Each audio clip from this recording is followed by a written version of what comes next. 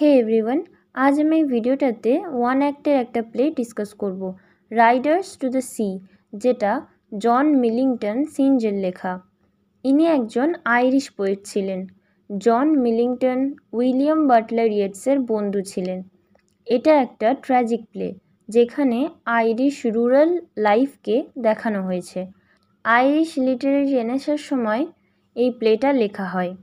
William Butler ইয়েটসের পরামর্শ অনুযায়ী জন মিলিংটন গ্রীষ্মকালে এক জায়গায় ঘুরতে যান, আর সেখান থেকেই এই প্লেটা লেখার জন্য ইন্সপিরেশন পান। তাহলে চলো শুরু করা যাক। এই কাহিনীটা শুরু হয় অ্যারান আইল্যান্ডসে। এই আইল্যান্ডে একটা কটেজ আছে যেখানে 20 বছর বয়সী একটি মেয়ে ক্যাথলিন থাকে তার ফ্যামিলির সাথে। তার ফ্যামিলিতে ক্যাথলিনরা 8 ভাই বোন ছিল।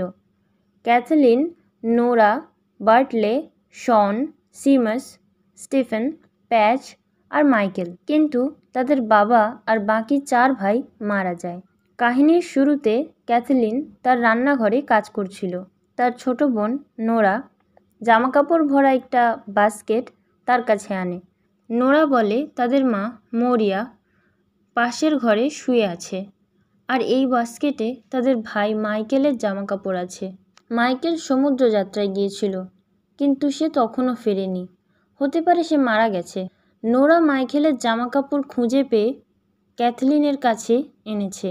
বাইরে তখন প্রবল ঝড় বৃষ্টি শুরু হয়েছে, আর তারা খুবই চিন্তিত হয়ে পড়ে। তাদের আরেক ভাই আছে বার্টলে, সে বলে সেও বাইরে যাবে। ক্যাথলিন আর নোরা ভয় করে যে তাদের মা মরিয়া মাইকেলের জামাকাপড় না দেখে নেয়। মাইকেল মারা গেছে।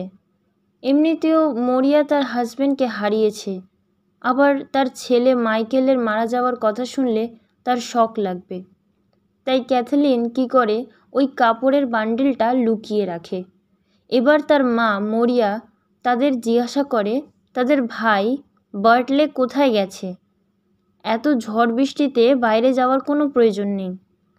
তখনই বার্টলে এসে পুরো তৈরি হয়ে বলে সে বাইরে যাবেই, কিন্তু তার মা মরিয়া বারবার বলে যাস না, বাইরে যাস না, অনেক ঝড় বৃষ্টি হচ্ছে। আসলে বার্টলে ক্যানিমরা নামের এক জায়গায় যেতে চায় তার ঘোড়াকে বিক্রি করার জন্য। এবার মাইকেল তো এখানে নেই, বার্টলে একাই ছেলে তাদের পরিবারে, কিন্তু সেও কিছুদিনের জন্য সমুদ্র যাত্রায় যাচ্ছে। তো বার্টলে চলে যাওয়ার পর তাদের মা মরিয়া কাঁদতে থাকে যে আমার ছেলে মারা যাবে, কি হবে যদি আর না ফেরে। তখন 2 বোন রেগে যায়, বলে তুমি খুব নেগেটিভ চিন্তা করো, তোমায় তো বার্টলেকে ব্লেসিং দেওয়া উচিত। এবার তাদের মনে পড়ে তারা তো বার্টলেকে খাবারই দিইনি, তারা ভুলে গেছে। তাই মরিয়া যায় খাবার আর ব্লেসিং দেওয়ার জন্য। তাদের মায়ের যাওয়ার পর ক্যাথলিন আর নোরা ওই কাপড়ের বান্ডেলটাকে ইনভেস্টিগেট করে দেখতে শুরু করে। তারা জানতে পারে যে তাদের ভাই মাইকেল মারা গেছে, তাই তারা কাঁদতে থাকে। অন্যদিকে মরিয়া ফিরে আসে খাবার নিয়ে ভয়ে ভয়ে, কারণ সে খাবারটা তার ছেলে বার্টলেকে দিতে পারেনি।